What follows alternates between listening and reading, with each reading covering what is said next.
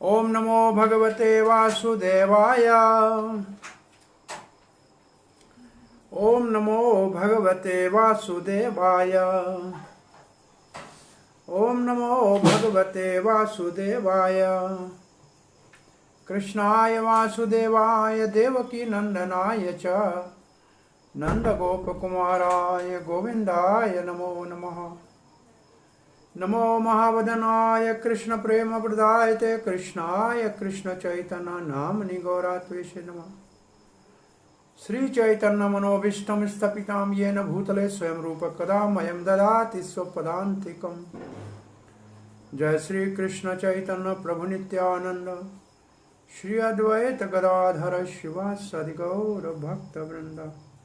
हरे कृष्णा कृष्णा कृष्णा हरे हरे, हरे राम राम राम हरे हरे। हरे कृष्णा।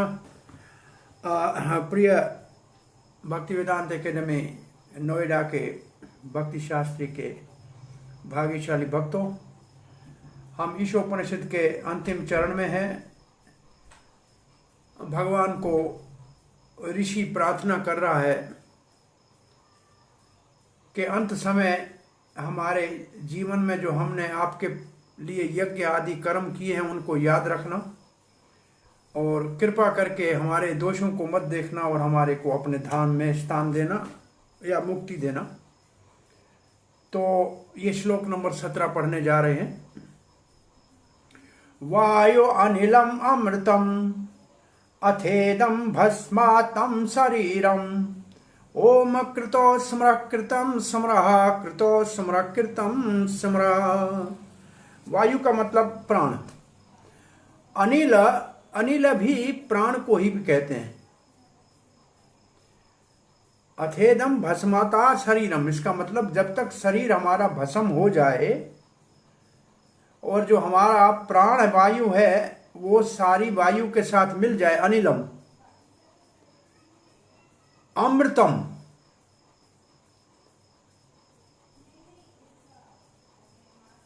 और फिर कहते हैं हे भगवान। ओम का मतलब भगवान को संबोधन है। कृतो स्मरः, स्मरण करना किसका? जो हमने यज्ञ किए हैं। जैसे कर्तु भगवत गीता में यज्ञ को कहते हैं।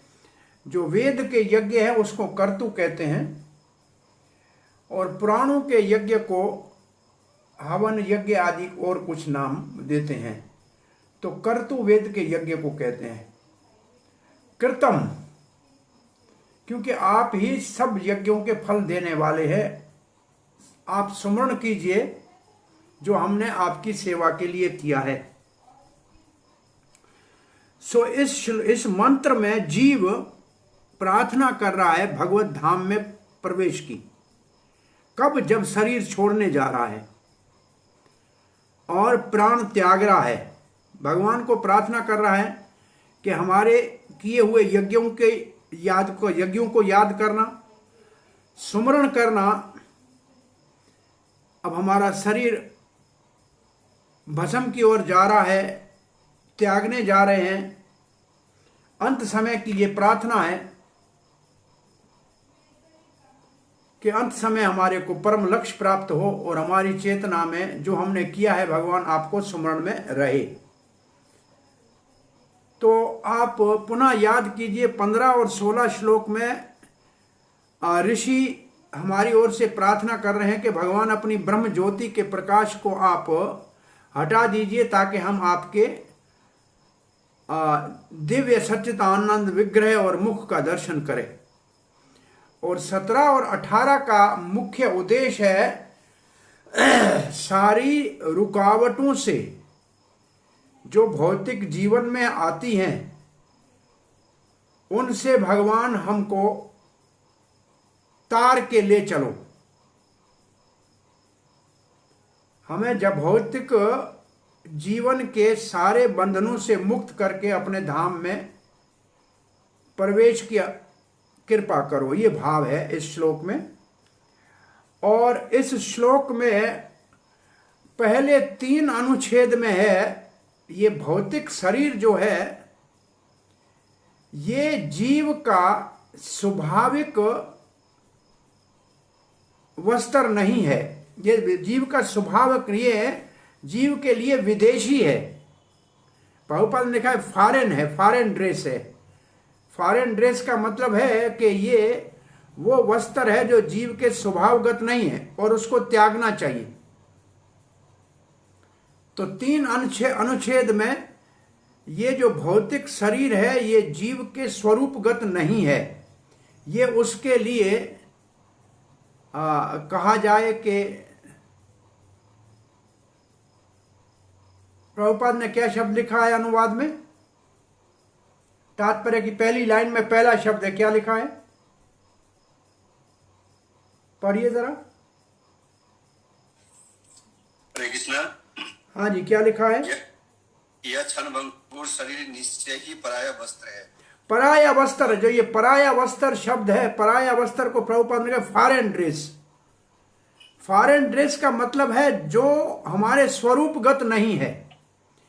ये शरीर जीव का स्वरूपगत नहीं है, इसलिए इसको त्यागना चाहिए। ये है पहले 3 अनुच्छेद में। और 4 और 5 में कहा है अच्छे से अच्छा उत्तम साधन शरीर को त्यागने का है भगवान का शरणागत होना। ब्रह्म ज्योति में जाने की इच्छा न करना, परंतु भगवान का शरण लेना। तो अच्छा रास्ता, उत्तम रास्ता शरीर त्यागना का है भगवान की शरणागति, न कि ब्रह्म में लीन। 6 और 7 में है अंत समय का जो मति होती है, अंत समय का जो विचार होता है वही महत्वपूर्ण होता है जीव को दूसरे शरीर में ले जाने के लिए। और 8 और 9 में है भगवान श्री कृष्ण हमारी की हुई सेवा को कभी नहीं भूलते। वो सदा ही हमारे किए हुए भक्ति को, सेवा के कार्यों को स्मरण में रखते हैं, कभी नहीं भूलते। और 10 और 11 में है भगवान श्री कृष्ण की कृपा सदा ही हमारे लिए, भक्ति करने वालों के लिए उपलब्ध है। भक्ति के साधन में कृष्ण की कृपा सदा ही उपलब्ध है। और 12वें परिच्छेद में है भागवत में इस श्लोक का विस्तार से वर्णन किया है, जैसे कि अन्य श्लोकों का भी भागवत में विस्तार से वर्णन है। और 13, 14, 15 ये लंबा सा है। 13, 14, 15 में अंतकाल के लिए भक्ति का अभ्यास करो। अंतकाल के लिए भक्ति का अभ्यास करो। तो आइए पहले हम श्रील प्रभुपाद जी के अनुवाद का शुरुआत करते हैं। ऋषि क्या कह रहा है, जरा इसका अनुवाद पढ़िए।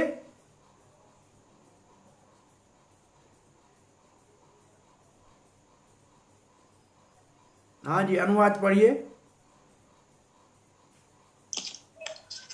अनुवाद। इस क्षणभंगुर शरीर को भस्म हो जाने दें और प्राण वायु को वायु के कोश में विलय हो जाने दें। अब हे भगवान मेरे समस्त जगों का स्मरण करें, और क्योंकि आप चरम भोक्ता हैं, अतः मैंने आपके लिए जो कुछ किया है उसे स्मरण करें।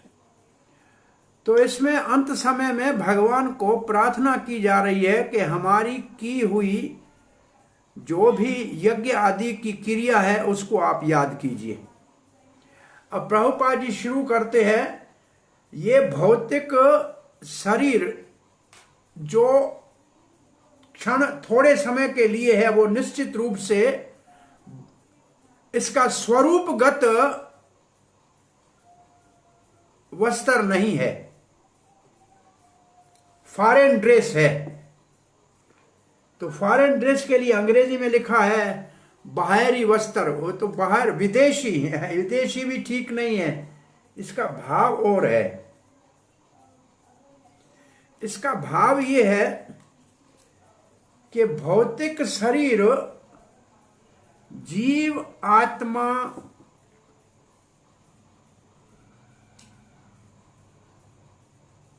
के स्वरूप में सहायक कभी नहीं है।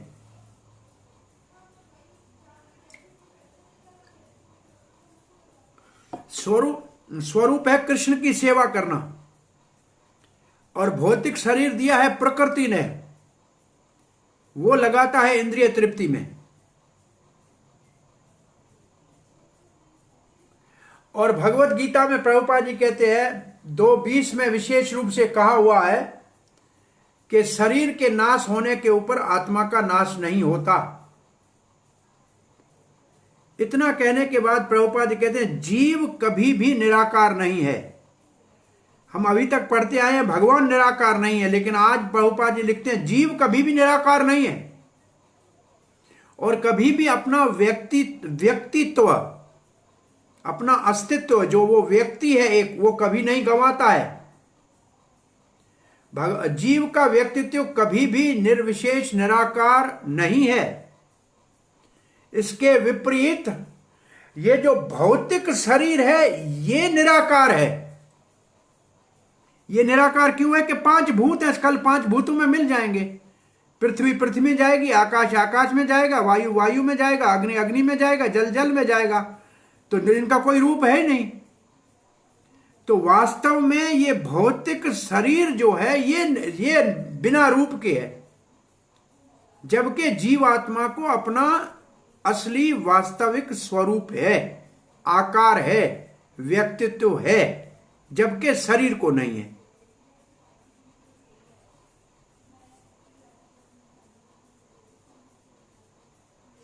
और ये शरीर जो बाहर हमारा है, ये हमारे अविनाशी आत्मा के अनुरूप ही मिलता है।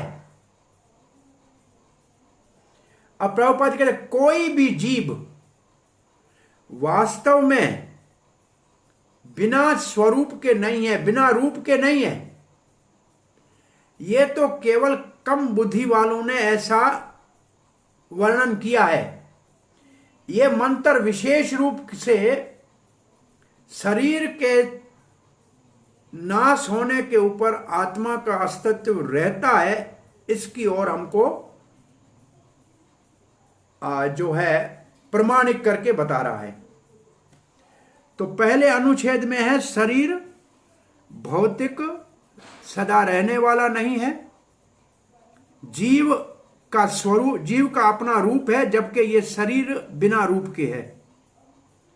कभी भी जीव बिना रूप के था ही नहीं, उसी के रूप के अनुकूल ही शरीर प्राप्त होता है। अब दूसरे अनुच्छेद में लिखा है भौतिक जगत में प्रकृति जो है अद्भुत कलाकारी से नाना प्रकार के शरीर बनाती है। 84 लाख शरीर बनाते हैं। जैसे जैसे जिसकी इंद्रिय तृप्ति की भावना होती है, इच्छा होती है, उसके अनुसार उसको शरीर मिलता है, उसके अनुरूप उसको शरीर मिलता है। अगर कोई जीव विष्ठा खाना चाहता है तो उसको सुअर का शरीर मिलेगा, और कोई मांसाहार करना चाहता है, खून को, मांस को तोड़ना चाहता है, तो उसको चीते का शरीर मिल जाएगा, बाघ का शरीर मिल जाएगा, जिसके अंदर ऐसा ही इंद्रियां हैं, ऐसी व्यवस्था है जिसका वो भोग करे। परंतु मानव का शरीर जब मिलता है तो न उससे कोई मांस खाने की इच्छा होती है और न ही वो विष्ठा खा सकता है।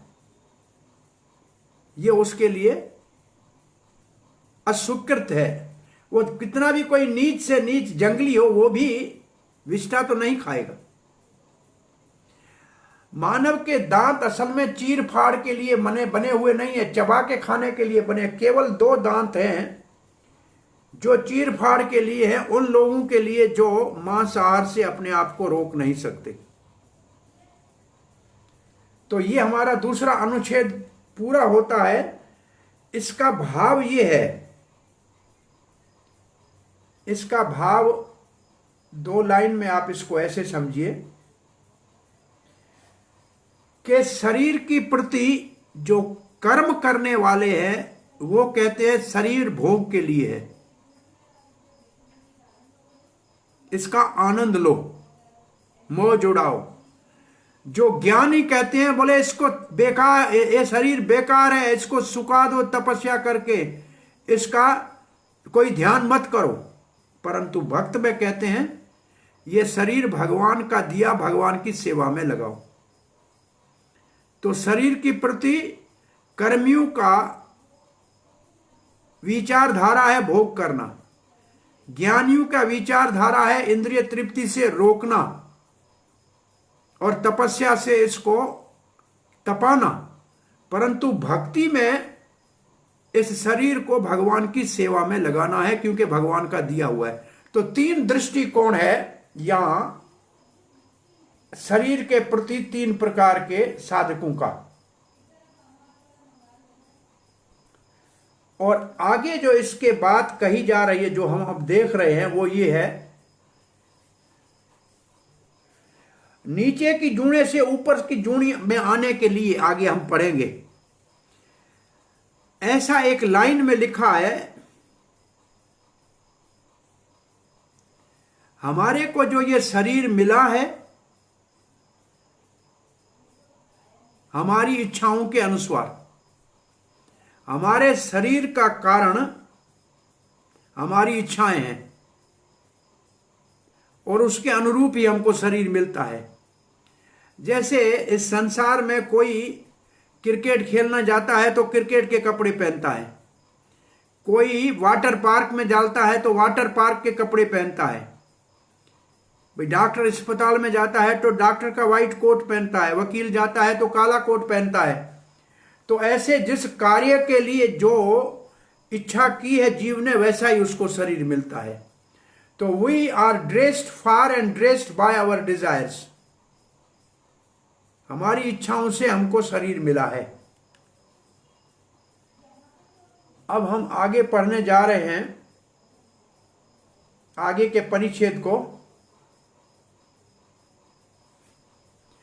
शरीर चाहे मानव का हो या पशु का हो, ये सब जीवात्मा का स्वरूप नहीं है, ये उनके लिए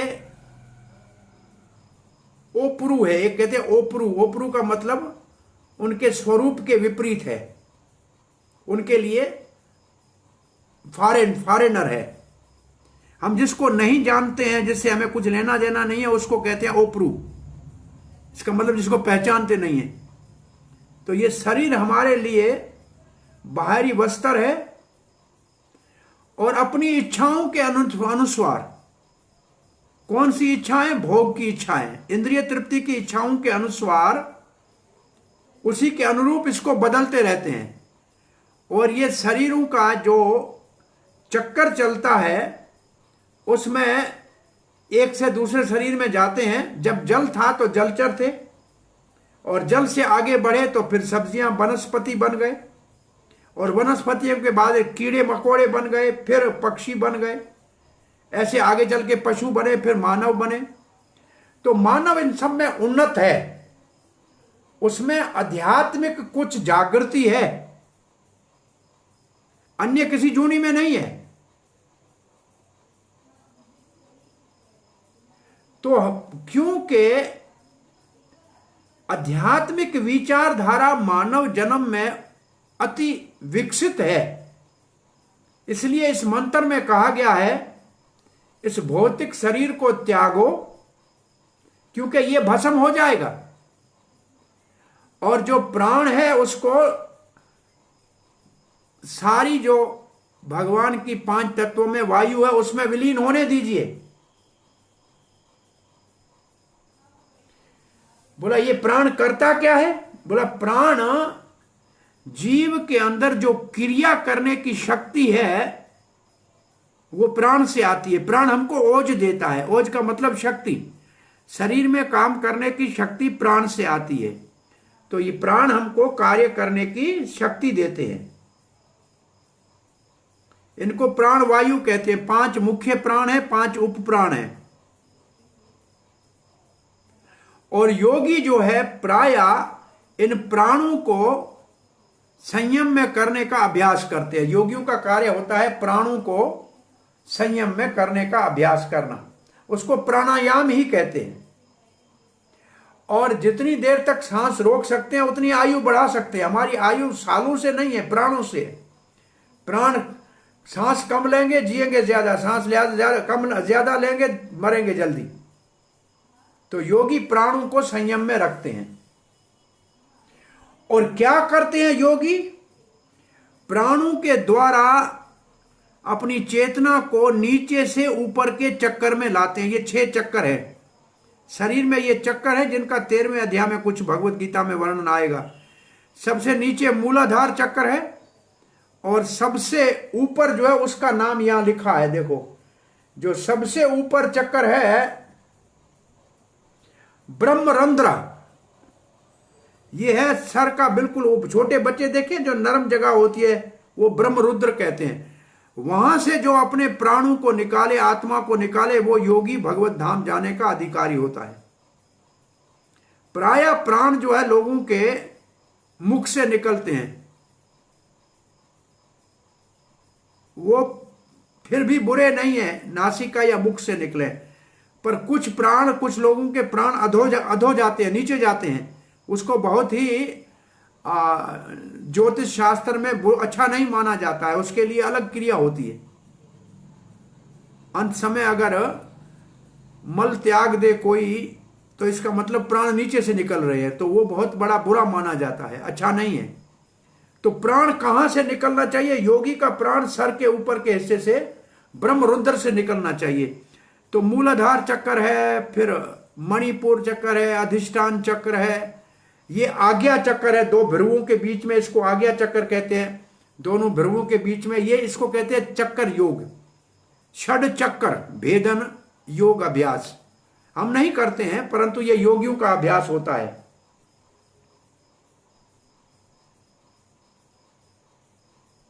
और वो जब ब्रह्मरंध्र से अपने प्राण को निकालने का प्रयास करते हैं, जो सबसे ऊपर का चक्कर है, वो जो सिद्ध योगी होगा किसी भी लोक में जाना चाहे जा सकता है। वैसे भी जब जब किसी का अंत्येष्टि क्रिया होती है, अग्नि संस्कार होता है, तो उसका पुत्र जो है वो कपाल क्रिया करता है। कपाल क्रिया में यही जगह कपाल की है, इसको तोड़ते हैं, इसको कपाल क्रिया कहते हैं। ये अभी भी अग्नि संस्कार के समय मरने वाले का बेटा अथवा कोई सगा संबंधी करता है कपाल क्रिया। ये मानने का है कि उसका यहां से प्राण निकले तो सदगति होगी। आगे प्रभुपाद जी लिखते हैं, एक भौतिक शरीर छोड़ के दूसरे में जाना है ये भी, परंतु वास्तव में जब भौतिक शरीर छोड़ के सदा के लिए इस मंत्र के अनुसार जब हम आध्यात्मिक वातावरण में चले जाएं और वहां हमको बिल्कुल अलग प्रकार की आध्यात्मिक शरीर की प्राप्ति हो, जिसमें कोई परिवर्तन या मृत्यु नहीं होता है, तो मान लो कि आपको सफलता प्राप्त हुई। नहीं तो ये शरीरों का आना जाना चालू रहेगा। तो यहां तक तो था 3 अनुच्छेद में भौतिक शरीर जो जीवात्मा के स्वरूप के अनुरूप नहीं है, उसके चक्कर से छूटना, इस मंत्र में ऋषि भगवान को प्रार्थना कर रहे हैं उन चक्रों से छूटने की, कि जन्म मृत्यु के आवागमन से मुक्त होके जीवात्मा अपने स्वरूप में आध्यात्मिक जगत में अपना वास्तविक रूप प्राप्त कर ले। अब आगे है,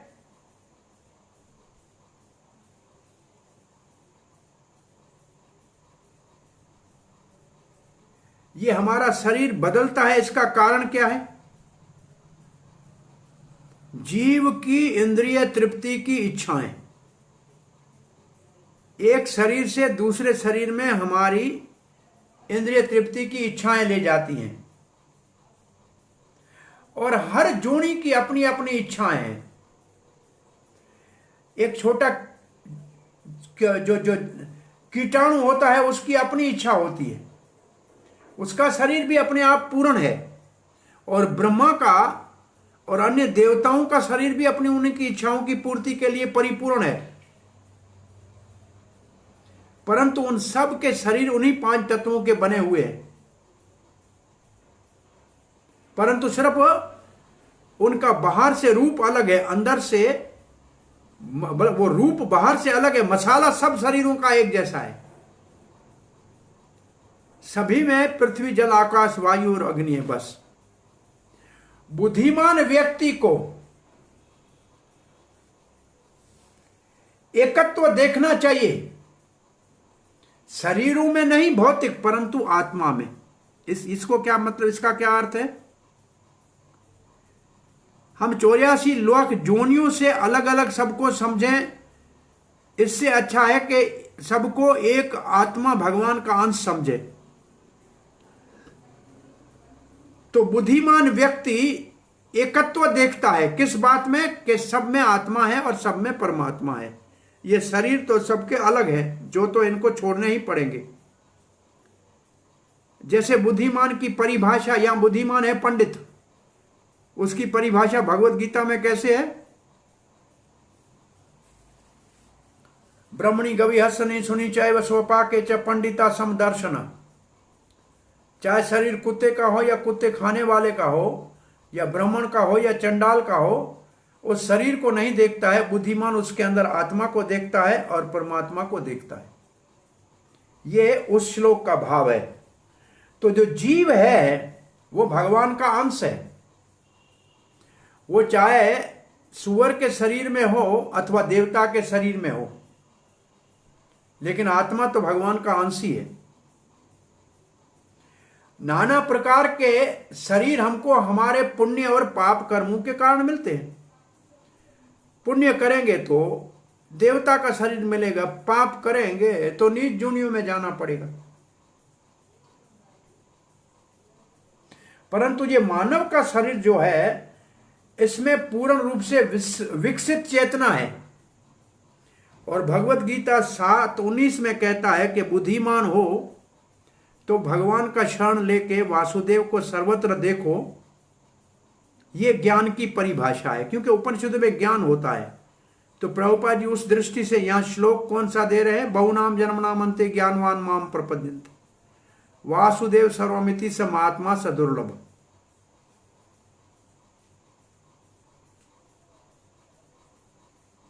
यहां लिखा है जो वो पूर्ण है, इसका मतलब महात्मा है।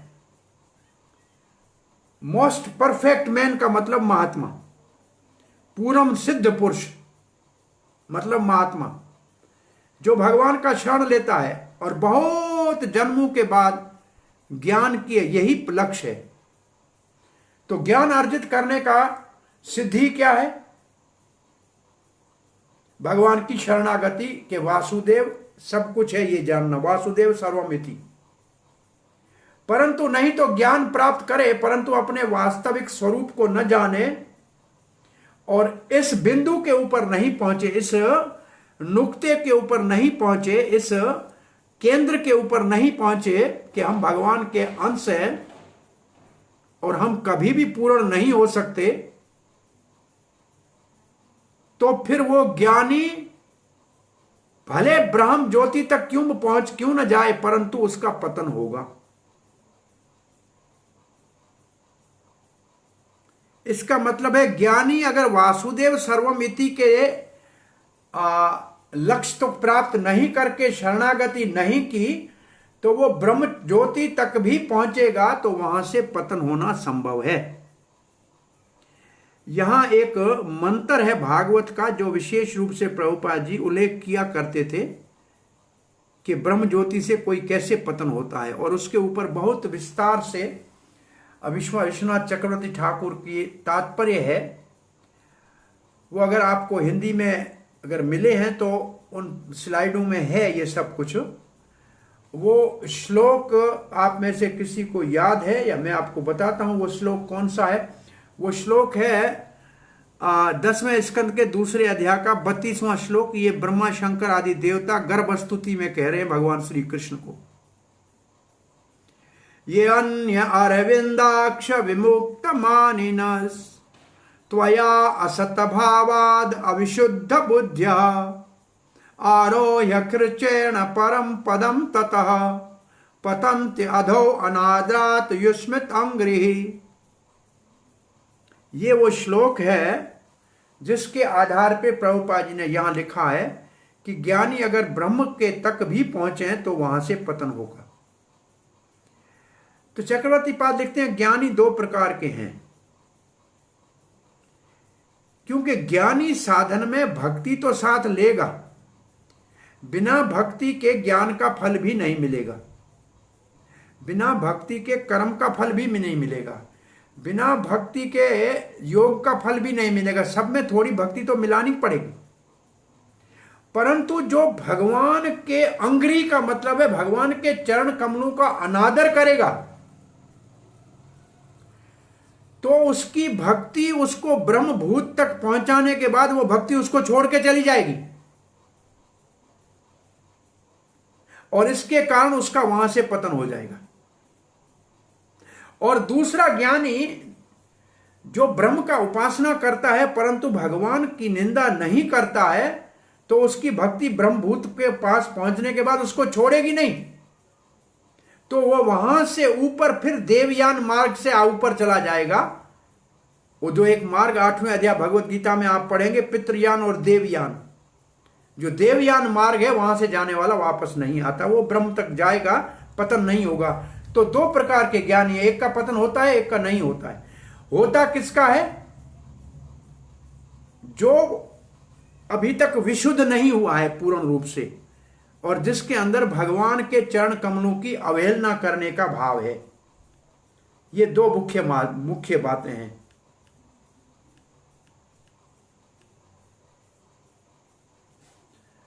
तो फिर हम आगे बढ़ते हैं। अगला परिच्छेद कहता है, इससे पहले 17वें मंत्र में हमने पढ़ा है ब्रह्म ज्योति जो है भगवान के दिव्य विग्रह से निकलती है,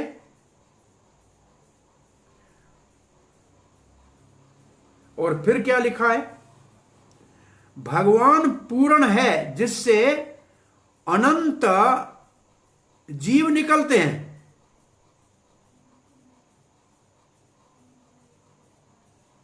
और जिनका पूरा इस अस्तित्व, ये पढ़िए पूरा हिंदी में कैसे लिखा है, जरा ठीक तरह पढ़िए, देखें इसका अर्थ क्या लिखा है। जैसे हमने पहले श्लोक में पढ़ा है, जैसा कि हमने पिछले मंत्रों से जाना है कि भगवान के दिव्य शरीर से उद्भूत होने वाला ब्रह्म ज्योति आध्यात्मिक सफुलिंग से परिपूर्ण है, जो अस्तित्व की पूर्ण चेतना से युक्त व्यष्टि जीव है। कभी कभी ये जीव इंद्रियों का भोग करना चाहता है, अतः उन्हें भौतिक जगत में रख दिया जाता है, जिससे वे अपनी इंद्रियों के आदेशानुसार मिथ्या स्वामी बन सके। स्वामी बनने की इच्छा जीवों का भव रोग है, क्योंकि जीव इंद्रिय भोग के वशीभूत होकर इस जगत में विभिन्न शरीरों में देहांतरण करता रहता है। ब्रह्म ज्योति से एकाकार होना परिपक्व ज्ञान का प्रतीक नहीं है। भगवान के प्रति पूर्ण आत्मसमर्पण करने तथा आध्यात्मिक सेवा भाव विकसित करने पर ही कोई सर्वोच्च सिद्धि प्राप्त कर सकता है। अब इसमें क्या मुख्य बात पहली दो लाइनों में है, कोई उसको समझ सकता है? आप में से कोई मुझे समझा सकता है पहले दो लाइनों में क्या मुख्य बात लिखी है?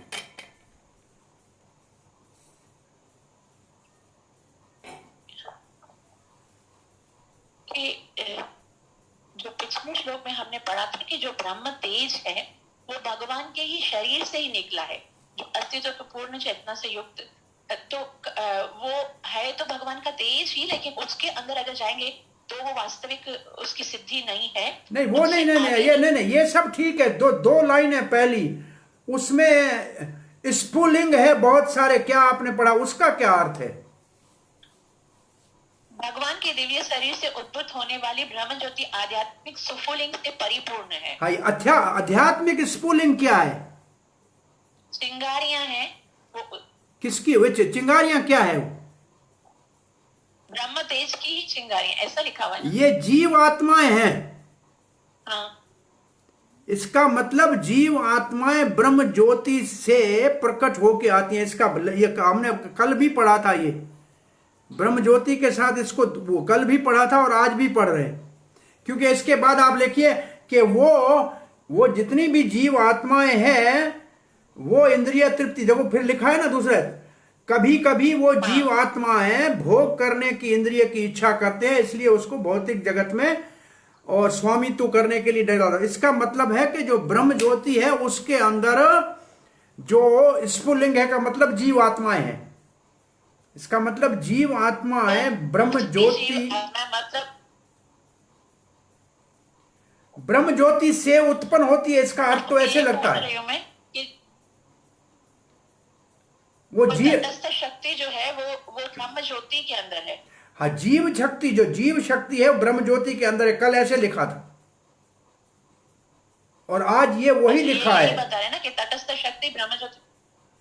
हाँ, तो आज भी यही लिखा हुआ है कि वो जीव आत्माएं हैं जो ब्रह्म ज्योति में हैं, जब वो चाहती हैं। इसका मतलब वहां से नीचे क्यों गिरती हैं?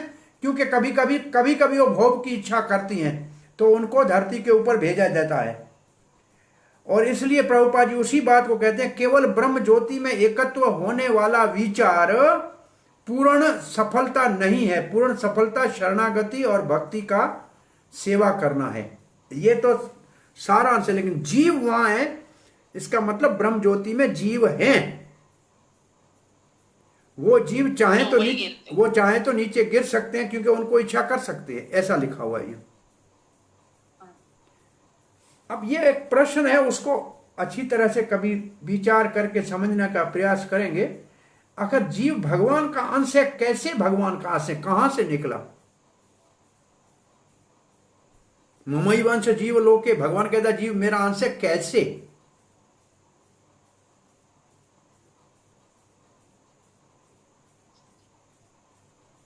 जीव तो भगवान की तटस्थ शक्ति है। हाँ, तो क्या शक्ति कहां से निकली? आखिर कहीं से तो उत्पन्न हुआ होगा। प्रभु जी, भगवान के शरीर से ये ब्रह्म ज्योति निकलती है और यहाँ पे लिखा है कि ब्रह्म ज्योति में जीव उपस्थित है।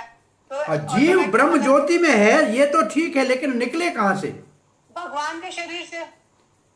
ब्रह्म ज्योति भगवान के शरीर से निकलती है, जैसे सूर्य से प्रकाश निकलता।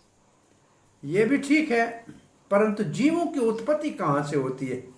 तो भगवान ये क्यों नहीं कहते हैं ब्रह्म ज्योति के अंश जीव है, मेरे अंश नहीं? ऐसे क्यों नहीं कहते?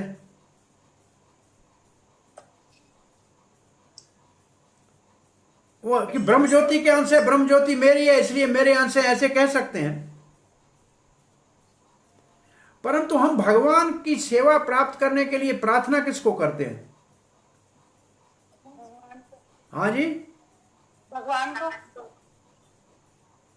भगवान को नहीं करते हैं। हम किसको करते हैं भक्त लोग? हरे कृष्ण मंत्र में किसको प्रार्थना करते हो? श्रीमती राधा रानी को, आह्लादिनी शक्ति को। राधा रानी को प्रार्थना करते हैं, जो भगवान की शक्ति है उसके अंश हैं जीव, क्योंकि शक्ति से निकलना चाहिए जीवों को। इसलिए जीव उसको प्रार्थना इसलिए करते हैं कि उसी के अंश है, वो भगवान से जुड़ी हुई है। उसमें से कुछ जीव ब्रह्म ज्योति के अंदर वो हैं जो ब्रह्म में लीन होना चाहते हैं, वो वहां रहें या नीचे गिरे। परंतु अन्य जीव तो भगवान के धाम में जाएंगे, सब तो ब्रह्म ज्योति में नहीं रहेंगे।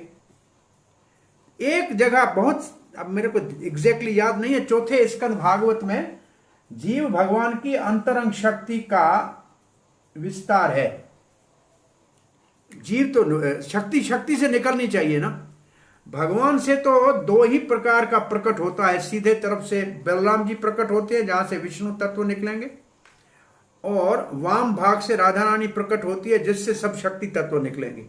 उनकी छाया दुर्गा देवी है, तटित शक्ति भी उन्हीं से निकलनी चाहिए, और जो लक्ष्मियां हैं वो भी उन्हीं का विस्तार है, द्वारका की रानियां भी उनका विस्तार है, और गोपियां भी उनका विस्तार है, दुर्गा उसकी छाया है। और हम जीव भी एक प्रकार से उसी से विच्छेद हुए इस संसार में हैं। परंतु ये बहुत थोड़ा गंभीर विषय है। परंतु ममई वंशों का अर्थ है कि हम भगवान श्री कृष्ण के अंश है, परंतु शक्ति के माध्यम से। आगे वाला पढ़ते हैं। इस मंत्र में जीव प्रार्थना कर रहा है आध्यात्मिक जगत में जाने की। कब? जब वो शरीर छोड़ता है, प्राणों को त्यागता है। वो प्रार्थना कर रहा है भगवान को कि मैंने जो आपके लिए यज्ञ आदि कर्म किए हैं उनको आप याद कीजिए। मेरा शरीर भस्म हो जाए उससे पहले मेरी ये आप प्रार्थना सुनिए। अंत समय में ये प्रार्थना कर रहा है, पूर्ण चेतना के साथ प्रार्थना कर रहा है। अपने किए हुए जो भी कार्य हैं और जो अपना जीवन का अंतिम लक्ष्य है उसके लिए प्रार्थना कर रहा है। जो पूर्ण रूप से भौतिक प्रकृति के नियमों के बंधन में होगा वो उनके कार्य तो सारे दुष्ट होंगे। उसने तो जीवन में सब दुष्ट कार्य शरीर से किए होंगे, इसलिए उसको दूसरा शरीर जो मरने के बाद तो मिलेगा ही मिलेगा। ये तो भगवत गीता में स्पष्ट रूप से 8:6 में कहा हुआ है। यम यवापि स्वम भावम त्यजते अंते कलेवरम तम तमेवेति कौन्ते सदा तद भाव भाविता। अंत समय में जो मति होगी वही गति होगी। तो सामान्य जीव जैसा मानव नहीं है। मानव बहुत ऊपर विकसित है, उसका मन बहुत विकसित है। अंत समय अगर मानव अपने जीवन के कार्यों को याद करे, जैसे रात को स्वप्न में याद आते हैं, तो असल में कहने का यहां तात्पर्य यह है कि हमारी इच्छाएं सारी हमारे मन में रहती हैं। मन ही हमारे को एक शरीर से दूसरे शरीर में ले जाता है। मन ही हमारा, हमने शरीर तो असंख्य बदले हैं परंतु हमारा मन अभी तक हमारे साथ वही है। और वो मन, उस मन में जो इच्छा होती है वही मन हमारे को दूसरे शरीर में ले जाता है। मन हमारे सूक्ष्म शरीर का अंग है। और मन को भगवत गीता में भगवान कहते हैं इंद्रिया नाम मनश्चा, मन मेरी विभूति है। वो जब तक भगवान में नहीं लगाया जाएगा तब तक इस शरीर में भटकता रहेगा। इसलिए साधन भक्ति का एक ही नियम है, मन कैसे भी भगवान के चरणों में लगे।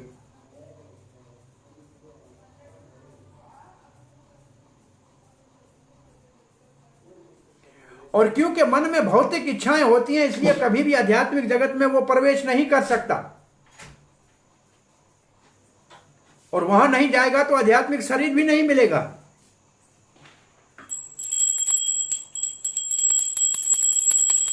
परंतु जो भक्त होते हैं, जिनके हृदय में भगवत प्रेम प्रकट हो जाता है, जो भक्ति का साधन करते हैं, वो अंत समय भी भगवान का सुमरण करते हैं।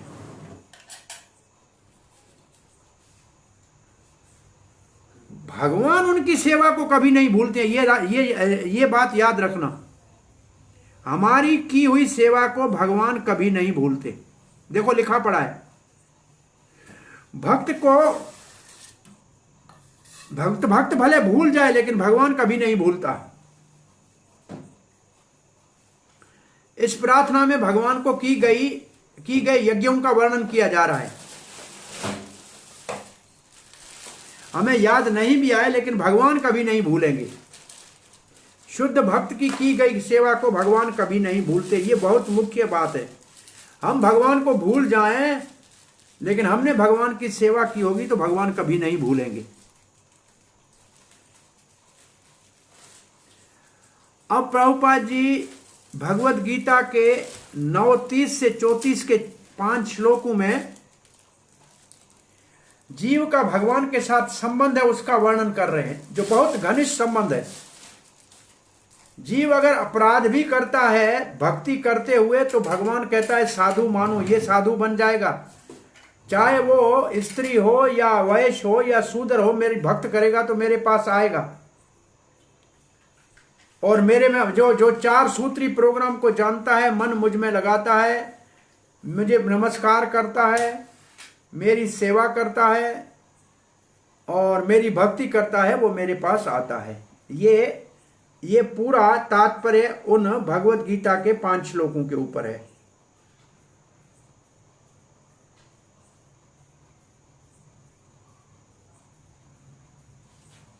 अंतिम लाइन में वो मन मना मद भक्तो श्लोक लिखा हुआ है। अब इस श्लोक के ऊपर जो तात्पर्य है, इसमें जो अपीचेत दुराचारों वाला श्लोक है ना, उसके तात्पर्य के ऊपर भक्ति विनोद ठाकुर का एक तात्पर्य है जो हमारे पुस्तक में दिया हुआ है भगवद गीता में, उसको यहां प्रभुपाद ने लिखा है। ये बात थोड़ा ध्यान से समझिए, ये बात ध्यान से समझने की है।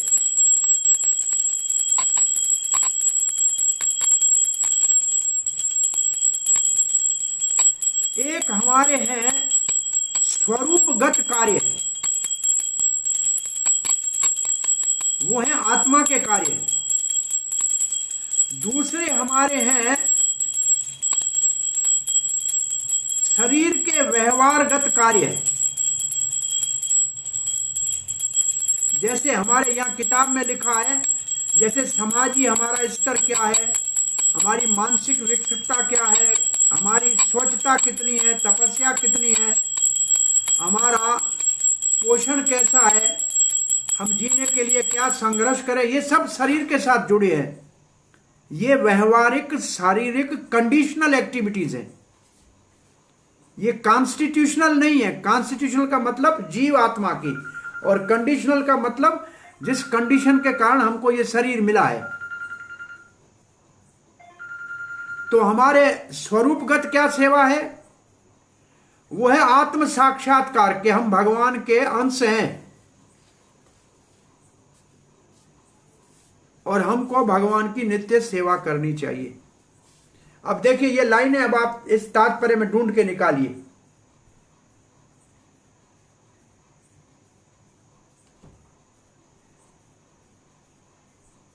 ये भक्ति विनोद ठाकुर के तात्पर्य को जरा आप इसमें ये दो बातें देखिए।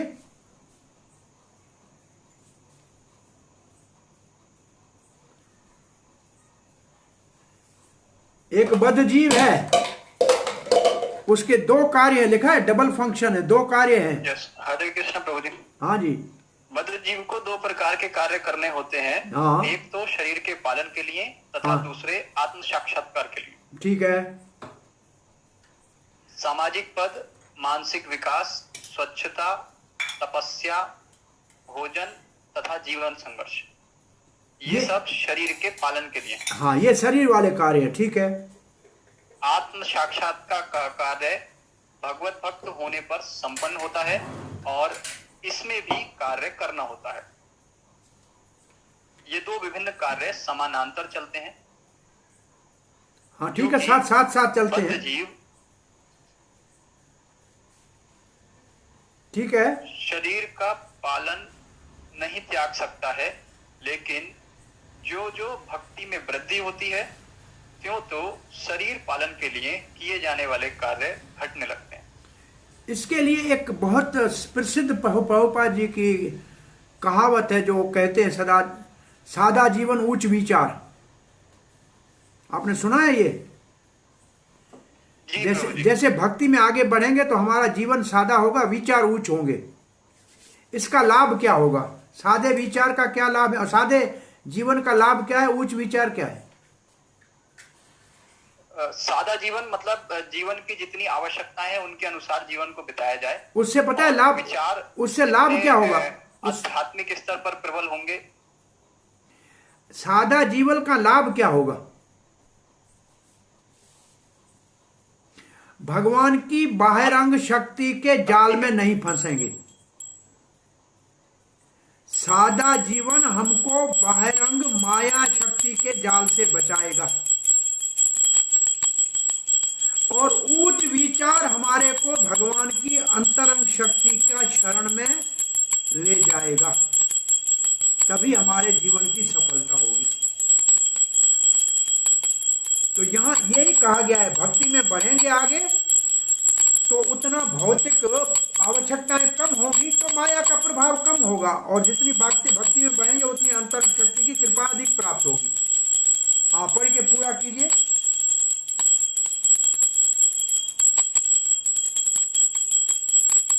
पढ़ के पूरा कीजिए। अब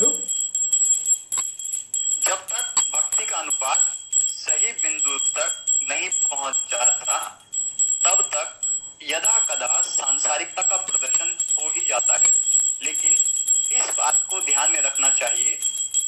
ऐसी सांसारिकता अधिक काल तक नहीं चल पाती, क्योंकि भगवत कृपा से ऐसी अपूर्णताएं शीघ्र ही समाप्त हो जाती हैं। अतएव भक्ति का मार्ग ही एकमात्र सही मार्ग है। यदि मनुष्य सही मार्ग पर रहे तो यदा कदा सांसारिकता के आ जाने से आत्म साक्षात्कार की प्रगति में रुकावट नहीं आती। इसका मतलब है हमारे को जीवन में एक संतुलन रखना चाहिए। शरीर की आवश्यकता है पूरी। कभी हम कहते हैं हमारे पास 24 घंटे हैं, 8 घंटे हमारे को शरीर को देने हैं, सोना है, खाना खाना है, नहाना है। 8 घंटे हमारे को शरीर के निर्वाह के लिए नौकरी करनी है, दुकान चलाना है, परिवार को पालना है। 8 घंटे आत्म साक्षात्कार के लिए रखने चाहिए। जब करना चाहिए पूजा करनी। देखो सुबह 4:30 बजे से मंदिरों में लेके 8-9 बजे तक 5 घंटे सुबह, ये 8 घंटे आत्मा के ये लोग नहीं करते हैं, इसलिए अधूरे। एक संतुलन होना चाहिए। आपको शरीर के लिए 8 घंटे दिए हुए, शरीर को चलाने के लिए, परिवार को चलाने के लिए भी 8 घंटे दिए हुए, परंतु आत्मा के निर्वाह के लिए, आत्मा के उन्नति के लिए 8 घंटे हैं। वो कहाँ जाते हैं? जो वो ले जाता है वो आपका बड़ा दुश्मन है, और वो ले जाता है मोबाइल फोन, टेलीविजन, बेकार की बातें। वो हमारा वास्तव में बड़े से बड़ा दुश्मन है। तो अब ये हो गया परिच्छेद पूरा। अब आगे वाले परिच्छेद में लिखा है निराकारवादी जो है उनका साधन बड़ा दुखदाई है। क्लेशो अधिकतर तेषाम, उसमें क्लेश अधिक है। अब कोई ये पढ़े, ब्रह्म ज्योति वाले जाने वाले को कोई ज्यादा लाभ नहीं है, क्लेश अधिक है, फल अच्छा नहीं है। ये छोटा परिच्छेद पढ़िए।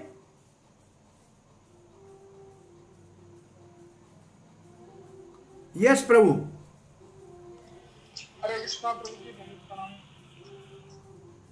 भक्ति के लिए जो सुविधाएं दी गई हैं उनको निराकारवादी स्वीकार नहीं करते हैं, क्योंकि वो ब्रह्म ज्योति में आकर्षित होते हैं। हाँ बोलिए, पढ़िए।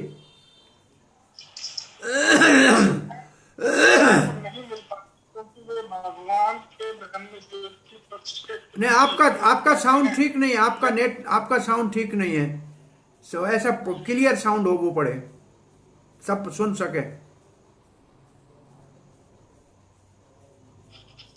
हाँ जी। भक्ति की सुविधाएं निर्विशेषवादियों को नहीं मिल पाती, क्योंकि वे भगवान के ब्रह्म ज्योति स्वरूप के प्रति अनुरक्त रहते हैं। जैसा कि पिछले मंत्र में सुझाया गया है कि वे ब्रह्म ज्योति को भेद नहीं पाते, क्योंकि वे भगवान के व्यक्तित्व में विश्वास नहीं करते। उनका व्यवसाय अधिकतर शब्दों की जादूगरी है तथा वह कार्य मानसिक कार्य कल्पनाओं से संबंधित होता है।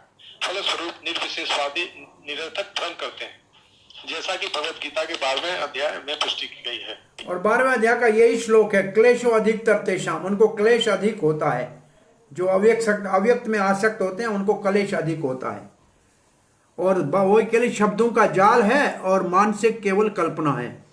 अब इसके बाद 9 भक्ति के नाम लिखे हुए हैं। हमको क्या करना चाहिए? प्रभुपाद लिखते हैं 9 भक्ति पूरी। पहले 9 भक्ति के साधन लिखे हैं, श्रवण, कीर्तन, स्मरण आदि, और फिर हर एक साधन से एक व्यक्ति किसने सिद्धि प्राप्त की उसके नाम लिखे हुए।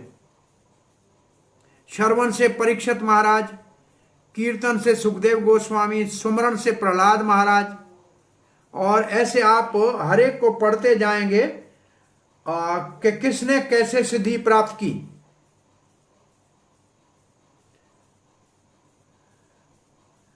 ऐसे अलग अलग लिखा है जगह पे, सीधा एक लाइन में नहीं लिखा है। ऊपर के 9 सब लाइन में है। श्रवणम, कीर्तनम, विष्णु स्मरणम, पाद सेवनम, अर्चनम, वंदनम, दास्यम, आत्म सख्यम, आत्मनिवेदन, वो 9 ऐसे कैसे लिखे। 9 भक्ति आप सब लोग जानते हैं ना। अब इसके नीचे लिखा है हर एक में से किसी एक साधन को करने से भी किस किसने कौन सी सफलता प्राप्त की। पहला है परीक्षित महाराज ने श्रवण से भागवत का श्रवण किया, और दूसरा है कीर्तन किया सुखदेव महाराज ने भागवत का, और तीसरी सफलता है प्रार्थना, ये है वंदना। ये वंदनम है, ये अक्रूर के लिए लिखा है। और चौथा है सुमरण करना, ये प्रहलाद के लिए लिखा है। ये वैसे तीसरे नंबर पे है वैसे।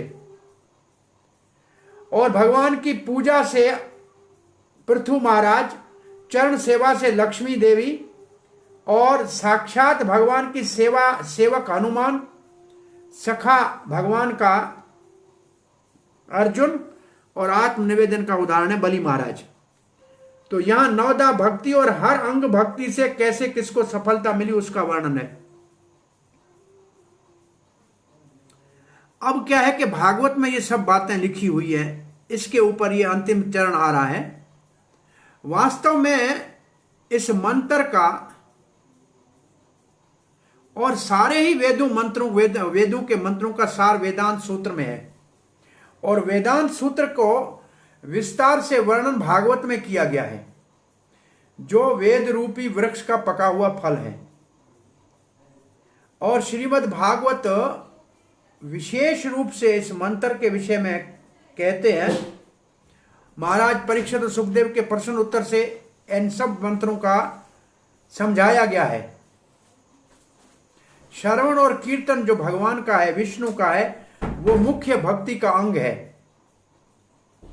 पूर्ण भागवत परीक्षित महाराज ने सुनी और सुखदेव ने सुनाई। भगवान श्रवण किया परीक्षित ने, कीर्तन किया सुखदेव महाराज ने। वो महान गुरु है, परम योगी है, दिव्य पुरुष है अपने समय का। और महाराज परीक्षित का मुख्य प्रश्न क्या था? ये है मुख्य प्रश्न महाराज का। ये प्रश्न नहीं है, ये उत्तर है। असल में प्रश्न ये है कि अंत समय व्यक्ति को क्या करना चाहिए।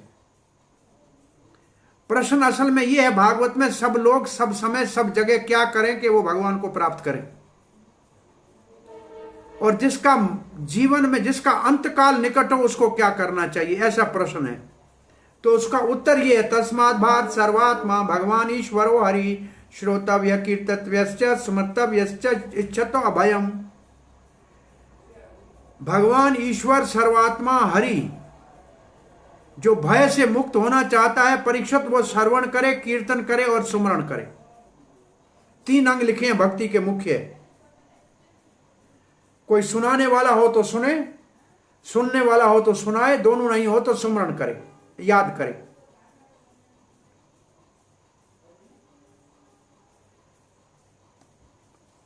हर एक व्यक्ति, प्रभुपाद जी लिखते हैं, संकटों से मुक्त होना चाहता है तो उसको क्या करना चाहिए? भगवान का गुणगान करना चाहिए, स्मरण करना चाहिए, कीर्तन करना चाहिए। वो भगवान सबके दुख दूर करने वाले हैं। अब प्रभुपाद लिखते हैं, तथाकथित मानव समाज, ये इससे पहले के श्लोक हैं। ये भागवत का श्लोक है ना, दूसरे स्कंद का 5वां, इसके पहले के 2 श्लोक हैं कि रात को या तो सोते हैं या इंद्रियों का भोग करते हैं, दिन को पैसे कमाने के लिए पागल इधर से उधर घूमते हैं और कभी भी भगवान का चिंतन नहीं करते। उनके पास समय ही नहीं है हरि कथा कीर्तन करने का। भगवान के अस्तित्व को ही उन्होंने नकार दिया है बहुत प्रकार से। पहले तो कहते हैं वो निराकार है, इसका मतलब उनको कोई इंद्रियां नहीं है, कुछ देख नहीं सकता है, खा नहीं सकता है, बोल नहीं सकता है, चल नहीं सकता है।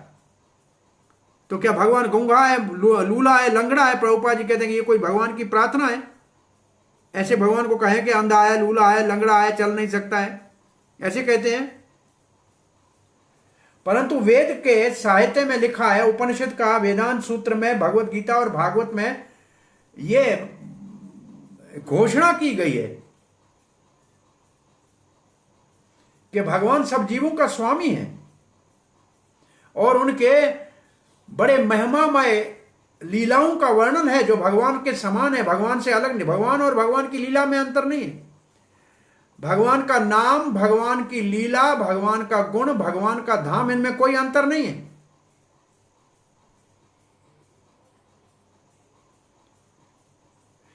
इसलिए बेकार बातें नहीं सुननी चाहिए। किसकी? सामाजिक राजनेताओं की, सियासतदानों की, बड़े बड़े समाजी लोगों की। परंतु हमारे को अपना जीवन दिव्य बनाना चाहिए, हमारा समय व्यर्थ नहीं गंवाना चाहिए। और ईश्वर उपनिषद हमारे को ऐसी दैवी कार्य करने के लिए प्रेरणा दे रहा है। जब तक कोई भक्ति के साधन को नहीं अपनाएगा तो वो अंत समय कैसे भगवान को याद कर पाएगा? कैसे कहेगा भगवान हमने कोई यज्ञ किया है याद करो? किया ही नहीं होगा तो क्या याद करेगा? अब यज्ञ का अर्थ क्या है? देखो एक लाइन में यहां यज्ञ का अर्थ है इंद्रिय भोग में अरुचि। पढ़िए जरा ये लाइन, ये ध्यान से पढ़ने की है। ये 2 लाइन पढ़िए समझदारी से। यज्ञ का अर्थ है इंद्रियों को उनके स्वार्थ से रोकना। अपने जीवन काल में इंद्रियों को भगवान की सेवा में लगातार इस कला को सीखना होता है। मृत्यु के समय ऐसे अभ्यास के फलों का सदुपयोग किया जा सकता है। देखो यज्ञ के लिए ये जो 15वां परिच्छेद है, इसमें यज्ञ के लिए भगवत गीता के 3:9 में क्या कहा है? यज्ञ यज्ञ विष्णु है। तो यज्ञ का एक जनरल अर्थ, सामान्य अर्थ जो अभी हमने पढ़ा कि इंद्रियों के रुचि को त्यागना, इंद्रिय भोग की रुचि को त्यागना, यह है पहला अर्थ। सामान्य अर्थ क्या है? यज्ञ करना देवताओं को प्रसन्न करने के लिए। परंतु उत्तम अर्थ क्या है? यज्ञ भगवान विष्णु है और यज्ञ का उद्देश्य भगवान विष्णु को संतुष्ट करना। और वेदों में लिखा है यज्ञो वही विष्णु। तो यह है यज्ञ की परिभाषा।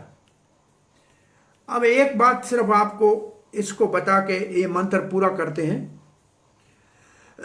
भगवान के लिए 2 शब्द हैं। भगवान आंखें बंद करते हैं, आंखें खुली रखते हैं। और शब्द ऐसे है निमिषो अनिमिषः। बोला भगवान आंखें कब बंद रखते हैं? बोला जब भगत से अपराध हो जाता है भगवान देखते ही नहीं, आंखें ही बंद कर देते हैं। वेद मंत्र है ये। ओम अनिमिषः, ओम अनिमिषाय नमः, ओम निमिषाय नमः। ये भगवान के नाम है सहस्र नाम में। ओम निमिषाय नमः, ओम अनिमिषाय मना। निमिष कहते हैं आंख के ऊपर ये पलके हैं, इनको निमिष कहते हैं। इसमें निमि महाराज रहते हैं। तो भगवान आंखें बंद कब करते हैं? जब भक्त से कोई गलती होती है तो देखते ही नहीं है। और आंख खुली कब रखते हैं? जब भक्त अच्छा काम करता है तो देखते हैं, कभी भूलते नहीं है। जैसे द्रौपदी भगवान को साड़ी देके उसकी उंगली को लगा रही थी, भगवान ने अच्छी तरह देखा और जब साड़ी की जरूरत पड़ी तो अखट साड़ी दे दी। तो हमारे किए हुए छोटे कर्म को भगवान भूलते नहीं है, बहुत बढ़ा के वापस करते हैं और हमारे दोष को कभी याद नहीं रखते हैं। ये भगवान की विशेषता है। अब हम 18वां मंत्र पढ़ने जा रहे हैं। हमारे पास है समय 20 मिनट और छोटा मंत्र है वो। तो 18वें मंत्र को हम पढ़ने जा रहे हैं। अग्नेहनयः सुपथरायस्मान् विश्वानि देवः व्युनानि विद्वान् व्योधयास्मा जोहराणं मेनो भूयष्ठं ते नमः उक्तिं विधेमा। इसका अर्थ है मेरे नाथ, अग्नि के समान शक्तिशाली अग्नि, राय हे सर्वशक्तिमान, अब हम आपके चरणों में प्रणाम करते हैं। ते नमः उक्तम विधेम, हम आपको प्रणाम करते हैं। कैसे करते हैं? भूयष्ठाम, धरती के ऊपर दंडवत करके आपके चरणों में प्रणाम करते हैं। हे देव, हे मेरे नाथ, न्याय हमको ले चलिए। न्याय का मतलब है हमको ले चलिए। कहां ले चले? सुपथा, सही रास्ते पे ले चलिए। क्यों? मुझ में कौन सी विशेषता है? आप विद्वान हैं, आप जानते हैं,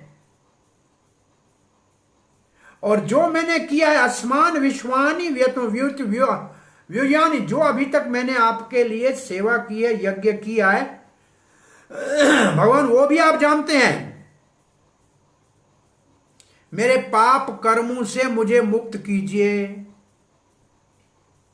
तो मेरा आपको प्राप्ति में जो रुकावट है वो दूर हो जाए।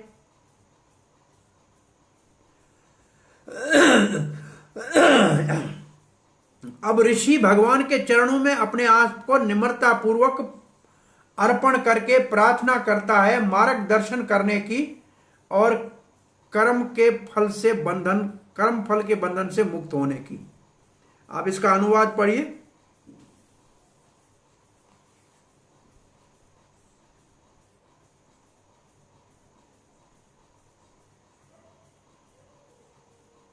अनुवाद पढ़िए।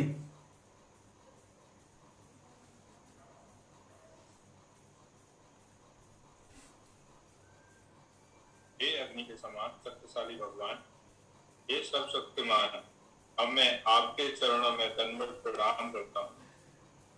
हे भगवान, आप अपने तक पहुंचने के लिए मुझे सही मार्ग पर ले चलें, और चूंकि आप मेरे द्वारा भूतकाल में किया गया सब कुछ जानते हैं, अतएव मुझे विगत पापों के फलों से मुक्त कर सकते हैं, जिससे मेरी प्रगति में कोई अवरोध ना आए।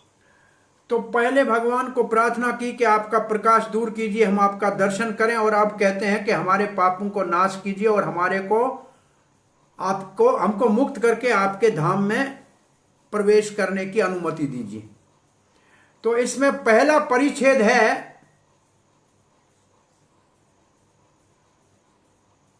आध्यात्मिक रास्ते में रुकावटें आती कहां से हैं, रुकावटें कहां से उत्पन्न होती है आध्यात्मिक रास्ते में। यह पहला अनुच्छेद। 2, 3, 4 में है सिद्धि का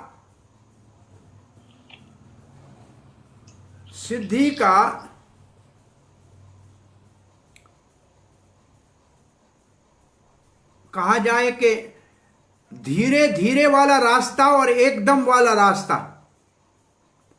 कोई सिद्धि को धीरे धीरे प्राप्त करना चाहे या कोई एकदम प्राप्त करना चाहे, इसका वर्णन है 2, 3, 4 में। और 4, 5, 6, 7, 8 में है कैसे सर्वशक्तिशाली भगवान अपने भक्तों का मार्गदर्शन करते हैं, पथ प्रदिष्टक बनते हैं। हृदय से भगवान कैसे अंदर से उसको रास्ता बताते हैं। तो आइए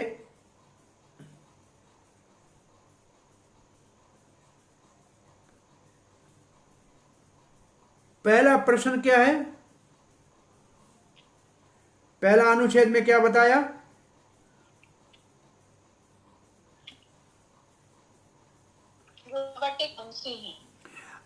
कहां से उत्पन्न होती हैं हमारे बाधाएं जीवन में? आध्यात्मिक रास्ते में रुकावटें कहां से आती हैं? हाँ, तो इसमें आप पढ़िए, देखो क्या बता रहे हैं। पहला लाइन पढ़िए। भगवान की शरण ग्रहण करने तथा अहितु की कृपा के लिए प्रार्थना करने से भक्त पूर्ण आत्म साक्षात्कार के पथ पर प्रगति कर सकता है। भगवान को अग्नि के रूप में संबोधित किया गया है क्योंकि वे किसी भी वस्तु को भस्म कर सकते हैं जिसमें शरणागत व्यक्ति के पाप भी सम्मिलित हैं, जैसा कि पिछले मंत्रों में वर्णन किया गया है। उस परम का वास्तविक या चरम स्वरूप पूर्ण पुरुषोत्तम भगवान है और उनका निर्विशेष ब्रह्म ज्योति का स्वरूप उनके मुख के ऊपर दिदीप्यमान आवरण है। इस प्रयास में आत्म साक्षात्कार का कर्म कांड पथ सबसे निम्न है। ऐसे कर्म वेदों के अनुष्ठानों से लेश मात्र भी विचलित होने पर विकर्म में परिवर्तित हो जाते हैं। अर्थात ऐसे कर्मों में जो कर्ता के हित में नहीं होते, ऐसे विकर्म भ्रमित जीव द्वारा मात्र इंद्र तृप्ति के लिए किए जाते हैं। अतः ऐसे कर्म आत्म साक्षात्कार के मार्ग में बाधक बनते हैं। अब इस श्लोक में तीन बातें लिखी हुई हैं। तो इस पर अनुच्छेद में पहले तो भगवान का शरण लेंगे तो हमारे सारे कर्मों के फल नाश हो जाएंगे, जैसे अग्नि सबको भस्म करती है। इसके लिए भागवत से और भगवत गीता से कई श्लोक है। समिधा अग्नि भस्म सात, ज्ञान अग्नि से सारे पाप नाश होते हैं। चौथे अध्याय में भी श्लोक है, भागवत में भी श्लोक है कि सारे ही हमारे प्रारब्ध अप्रारब्ध सब भगवान की भक्ति से खत्म होते हैं। तो वो भक्ति के लिए जो शब्द यहां आना चाहिए, यहां लिखा है, एक है कर्म कांड, वो नीचे का स्तर है, वो इंद्रिय तृप्ति के लिए वेदों के अनुसार कार्य किए जाते हैं। उसमें कोई गलती हो जाए, त्रुटि हो जाए तो वो विक्रम बन जाएगा, वो नीचे ले जाएगा ऊपर ले जाने के बजाय। तो इसका अर्थ है, इसमें 3 शब्द हैं, अकर्म, विकर्म और कर्म। जो पहला है वो है अकर्म। भगवान का शरणागत भगवान की अहितुकी कृपा से अग्नि रूपी भगवान से सारे कर्मों को भस्म करेगा, ये है अकर्मी। फिर है कर्म कांडी, जो अपने इंद्रियों का फल भोगना चाहता है, ये कर्म है, लेकिन है धर्म के अनुसार और वेद के अनुसार। और विक्रम है कर्म में त्रुटि से जो कर्मों का मना किया है वो करने वाला, तो नीचे जाएगा। तो ये 3 बातें यहां हमको समझाई गई हैं, कर्म, अकर्म और विकर्म। अकर्म में जाएंगे तो जल्दी ऊपर कृष्ण भावना में पहुंच जाएंगे। कर्म करेंगे तो धीरे धीरे कर्म कांड से निष्काम कर्म में आएंगे, फिर ज्ञान में आएंगे, फिर ध्यान में आएंगे, फिर आगे जाएंगे। और विक्रम करेंगे तो नीचे जाएंगे। ये हैं 3 रास्ते, अकर्म, कर्म और विक्रम। हाँ जी, अब आगे बढ़ते हैं, दूसरे परिच्छेद को पढ़ते हैं। अनुच्छेद कहते हैं आप लोग, हम तो परिच्छेद सीखे थे, कोई भी हो। प्रभु, अकर्म और निष्काम कर्म में क्या अंतर है?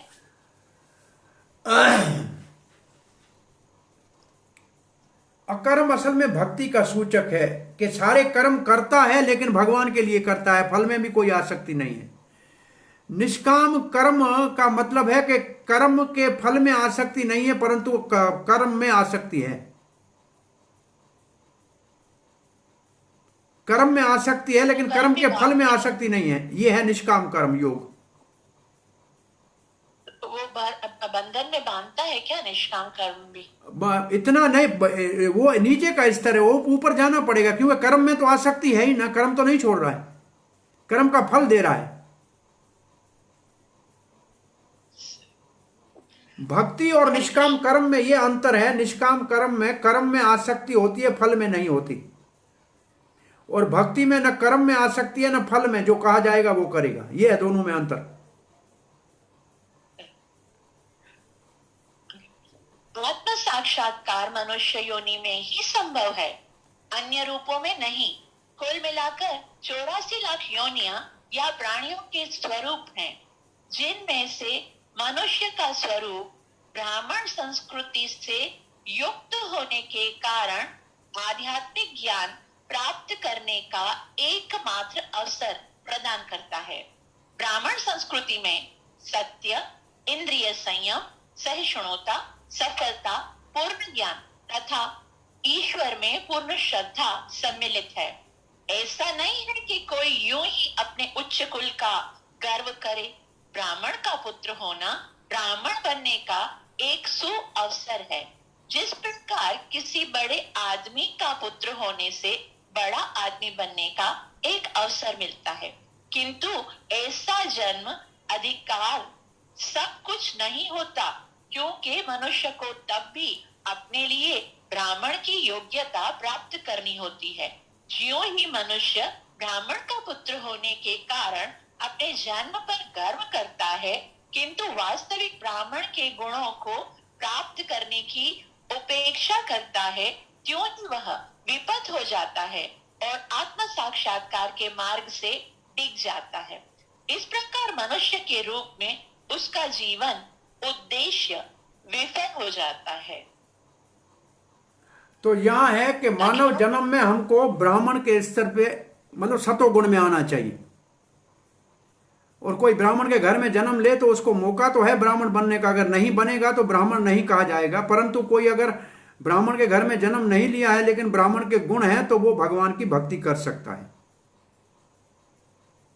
श्रीमद् भगवद गीता 6.41 एंड 42 में हमें भगवान आश्वस्त करते हैं कि आत्म साक्षात्कार के पथ से पतित अर्थात योग भ्रष्ट लोगों को या तो अच्छे ब्राह्मण परिवार में या धनी व्यापारियों के परिवारों में जन्म लेकर अपना सुधार करने का अवसर प्रदान किया जाता है। ऐसे जन्मों से आत्म साक्षात्कार के उच्च अवसर प्रदान किए जाते हैं। यदि मोहवश इन अवसरों का दुरुपयोग किया जाता है तो मनुष्य परम शक्तिमान भगवान द्वारा प्रदत्त जीवन के सुनहरे अवसर को खो देता है। तो ये है कि अगर हम ब्राह्मण वाले रास्ते में चलेंगे, सत्य दब तप जो ये लक्षण है ब्राह्मण के, उसमें अगर कोई त्रुटि भी हो गई तो दोबारा मौका मिलेगा मानव का। ये पथभ्रष्ट योगी का जो श्लोक 2 दिए हैं उसका वर्णन है।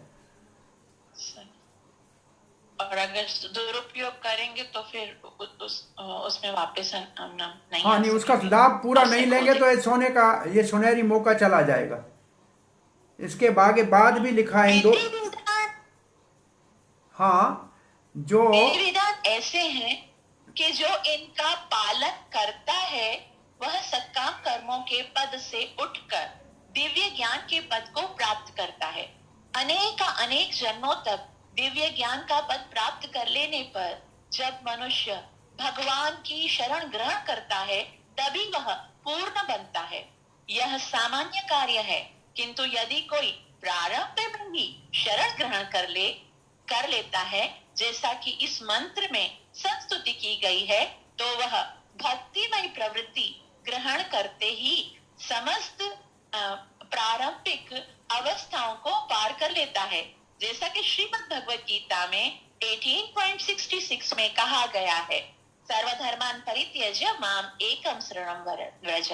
भगवान तुरंत उसे शरणागत का भार अपने ऊपर ले लेते हैं और उसे उसके सभी पाप कर्मों के फलों से मुक्त कर देते हैं। कर्म कांड में अनेक पाप निहित है, जबकि ज्ञान कांड में ऐसे पाप कर्मों की संख्या कम है, किंतु भगवत भक्ति या भक्ति पथ में किसी प्रकार के पाप होने की संभावना ही नहीं रहती। भगवत भक्त भगवान के सारे गुणों को प्राप्त कर लेते हैं। तो ब्राह्मण के गुण के विषय में क्या कहा जाए? भक्त स्वतः एक दक्ष ब्राह्मण के गुण प्राप्त करके यज्ञ संपन्न करने का अधिकारी हो जाता है, भले ही उसका जन्म ब्राह्मण कुल में ना हुआ हो। ऐसी है भगवान की सर्वशक्तिमत्ता। वे ब्राह्मण कुल में उत्पन्न व्यक्ति को निम्न कुल जन्मा चांडाल बना सकते हैं और चांडाल को भक्ति के बल पर योग्य ब्राह्मण से भी श्रेष्ठ बना सकते हैं। चूंकि सर्वशक्तिमान भगवान सबके हृदय के भीतर स्थित हैं, अतः वे अपने निष्ठावान भक्तों को निर्देश दे सकते हैं जिससे वे सही मार्ग पा सकते हैं।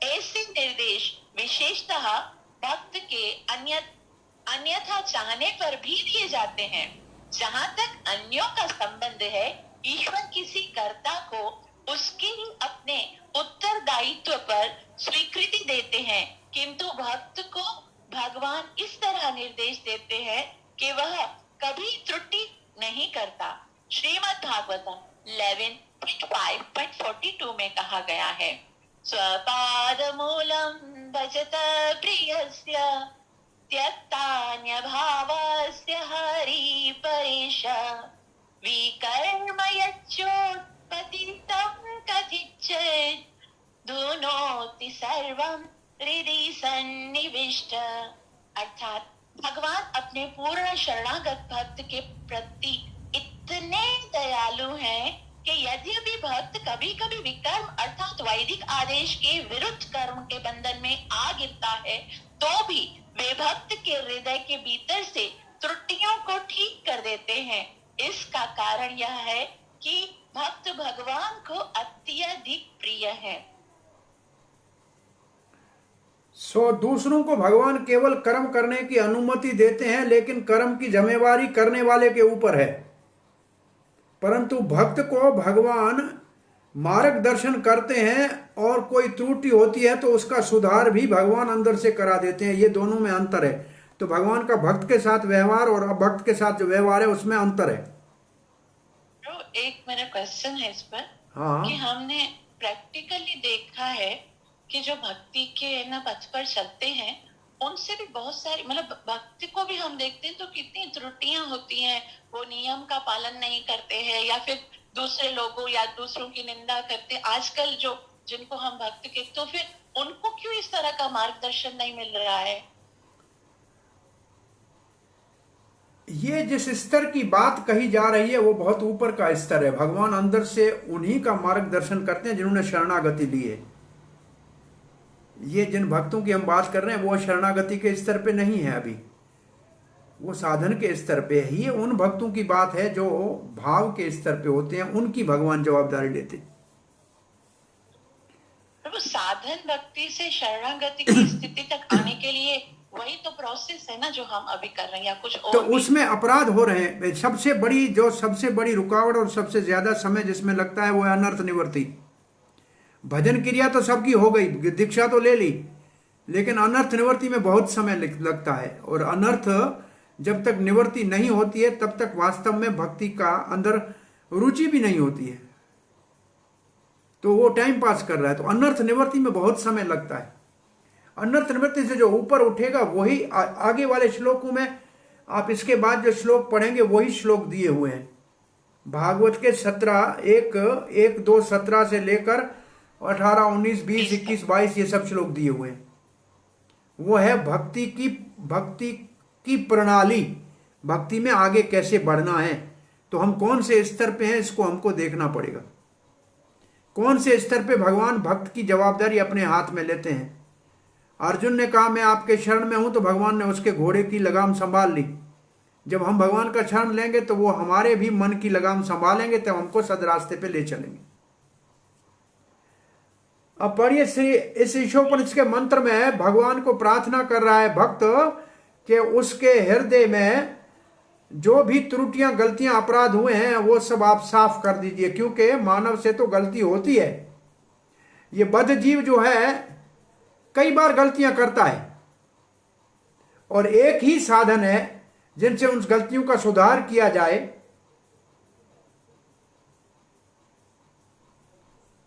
कोई अनजाने में अपराध हो जाते हैं तो अपने आप को भगवान के चरणों में अर्पण कर देना चाहिए, तो भगवान हमारा मार्गदर्शन करेंगे और आगे गलती से बचाएंगे। भगवान किसका लेते हैं जवाबदारी, ये लाइन पढ़िए जो आपका उत्तर ये है। भगवान किसकी जवाबदारी लेते हैं? जो पूर्ण शरणागत है। पूर्ण शरणागति से सारे हमारी समस्याओं का समाधान। त्रुटि करता है नहीं, इसके बाद है भगवान पूर्ण उसका जवाबदारी लेते हैं जो पूर्ण शरणागत है, और उसके सारी समस्याओं का समाधान करते हैं जिनने भगवान का शरण लिया है और उनके निर्देश में, आदेश में काम करते। हाँ जी, पढ़िए। भगवान पूर्ण शरणागतों का, हाँ जी, आवाज नहीं आया।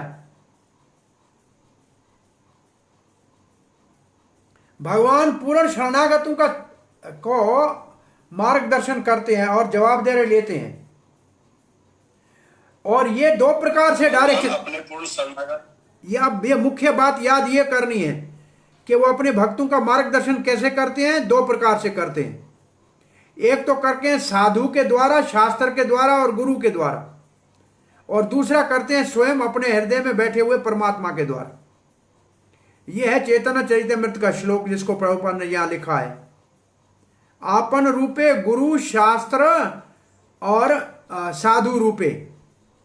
तो भगवान साधु, गुरु और शास्त्र के रूप में हमारा मार्गदर्शन करते हैं, और स्वयं हमारे हृदय में परमात्मा है, हमारा मार्गदर्शन करते हैं। और ऐसे हम वैदिक ज्ञान में प्रबुद्ध हो जाते हैं और हर प्रकार से रक्षित हो जाते हैं। सुरक्षित हो जाते हैं। वैदिक ज्ञान दिव्य है, यह भौतिक शिक्षा प्रणाली से प्राप्त नहीं हो सकता है। वैदिक मंत्रों को भगवान की कृपा से और गुरु की कृपा से जाना जा सकता है। तब ये मंत्र लिखा है, यस्य देवा परा भक्ति यथा देव तथा गुरु। ये श्वेताश्वर उपनिषद का श्लोक है। गुरु और भगवान की कृपा से दिव्य ज्ञान को प्राप्त कर सकते हैं।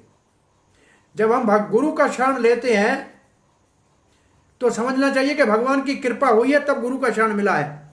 गुरु कृष्ण कृपा पाए भक्ति लता बीज। गुरु के रूप में भगवान मार्गदर्शन करते हैं भक्त का।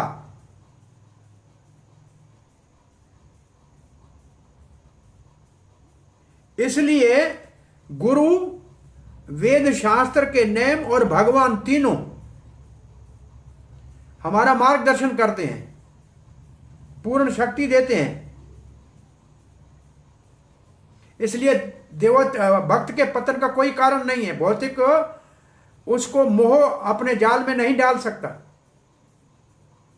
तो भक्त अब सुरक्षित है हर प्रकार से, और निश्चित रूप से वो अपने परम लक्ष्य को प्राप्त करने की सिद्धि प्राप्त करेगा। और इस साधन का सारा वर्णन भागवत के 2:17 से 20 में दिया हुआ है। ये वो श्लोक हैं जो प्रभुपाद ने अमेरिका में उतरते समय अमेरिका में भागवत धर्म के नाम से लिखे थे।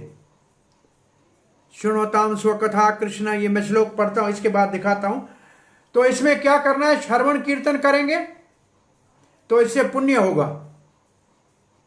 और भगवान चाहते हैं सभी श्रवण कीर्तन करें, क्योंकि भगवान सबके शुभ चिंतक है। और श्रवण कीर्तन करेंगे तो हमारा हृदय पवित्र हो जाएगा, हमको निष्ठा प्राप्त होगी, तब हमारे अंदर ब्राह्मणिकल गुण आ जाएंगे और नीचे के रजो तमो गुण समाप्त हो जाएगा, और तब पूर्ण रूप से भक्ति में लग जाएगा और भगवान के रास्ते पे अग्रसर होगा। सब संशय समाप्त हो जाएंगे और शुद्ध भक्त जो आपको दिखाऊं, लेकिन अब इसका आपको दिया जाएगा। तो इस स्लाइड में ये लिखा है,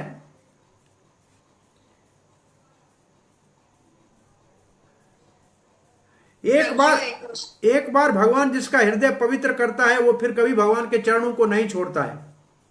और गुरु और भक्त की कृपा, भगवान की कृपा से ही कोई दिव्य ज्ञान को प्राप्त कर सकता है। अब ये श्लोक शुरू होता है, कोई श्रद्धा से कृष्ण कथा को सुनने के लिए तैयार होता है भक्तों के संग में, और गुरु का शरण लेता है और उसकी सुनने की इच्छा है। सुश्रुषु श्रद्धान से वासुदेव कथा रुचि श्यान महत सेवया विप्रहा पुण्य तीर्थ निवेशनात्। इसका मतलब भागवत सुनने के लिए हमें रुचि होगी जब हम भक्तों का सेवन करेंगे। तो सताम कृपा, हमारा शुभ कर्म, हमारा सौभाग्य कैसे होगा, जब कोई भाग्यशाली भक्त हमारे ऊपर कृपा करेंगे। और महत सेव्या से क्या होगा, महत सेव्या से होगा, भगवान की सेवा करेंगे तो श्रद्धा उत्पन्न होगी। श्रद्धा से क्या होगा, गुरुपाद आश्रय मिलेगा, उससे भजन क्रिया होगी, गुरु का शरण मिलेगा। श्रृणुताम स्वकथा कृष्ण पुण्य श्रवण कीर्तन हृदय अंत स्थानीय भद्राणी विधनोति सुहृद सताम। ये श्लोक है 17। फिर भजनेशु स्परा, और फिर अभद्राणी का मतलब है अनर्थ निवृत्ति होने लगेगी। नष्ट प्रायेशु अभद्रेशु नित्यम भागवत सेव्या, इसके बाद ये आएगा।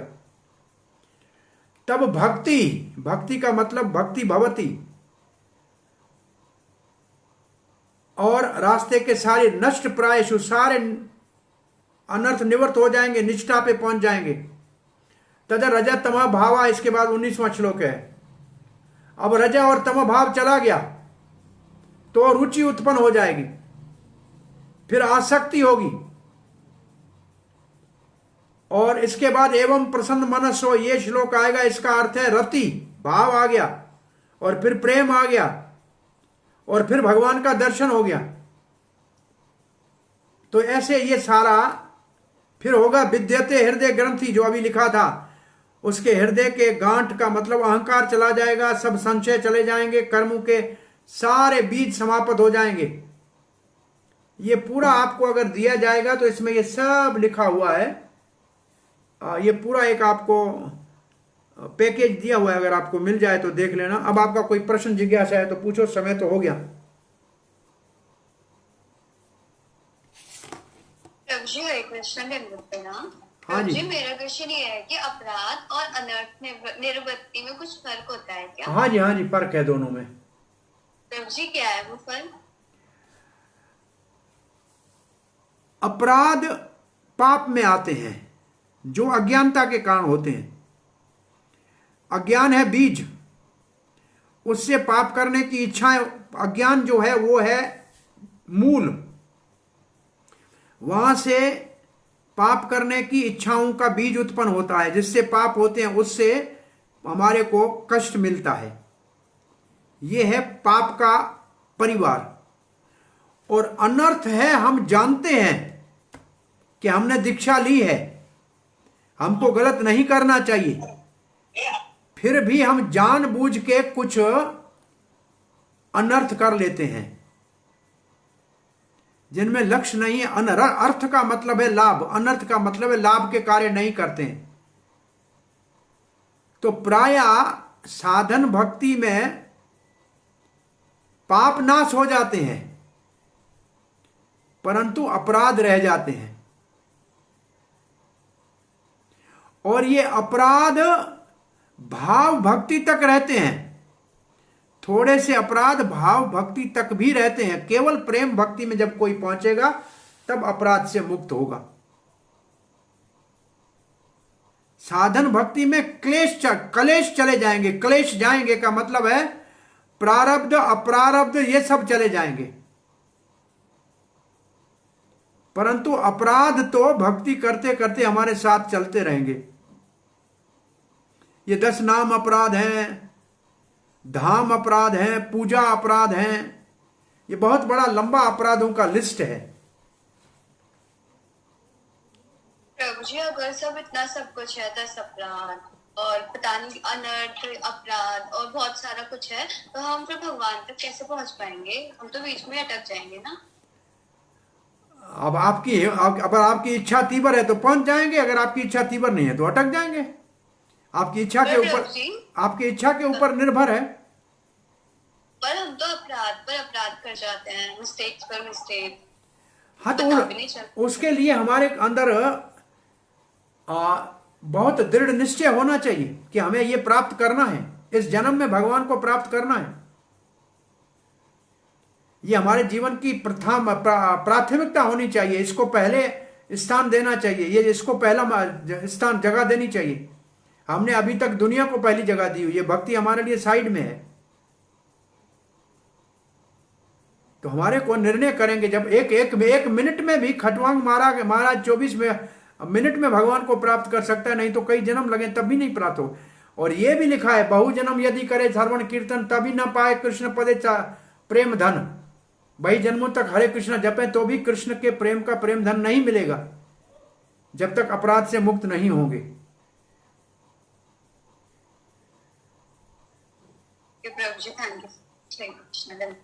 एक सबसे उत्तम साधन है जो अभी हमने इसमें देखा है और हमारा जीवन का अनुभव है, अगर नित्य भागवत सेवन करोगे तो निष्ठा तक पहुंच जाओगे। इसका मतलब अनर्थ निवृत्ति से जल्दी ऊपर उठ जाओगे।